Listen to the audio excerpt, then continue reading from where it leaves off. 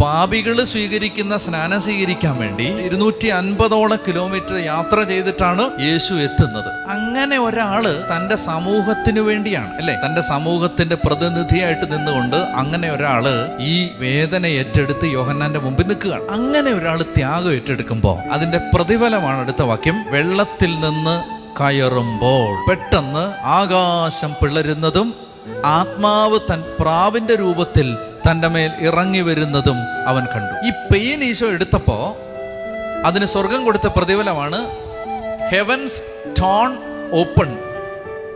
സ്വർഗം പിളർന്നു എന്നാ പറയുന്നത്. ചെറുതായിട്ട് ഇങ്ങനെ കീറി എന്നല്ല പറയുന്നത്, പിളർന്നു, ടോൺ എപ്പാർട്ട്. ആത്മാവ് പ്രാവിന്റെ രൂപത്തിൽ ഇറങ്ങി വന്നു. അപ്പൊ അതായത് നമ്മള് ഒരാത്മീയ കാര്യത്തിന് വേണ്ടി ഏറ്റെടുക്കുന്ന ത്യാഗത്തിന് സ്വർഗം പിളർന്ന് ദൈവം ഉത്തരം തരും.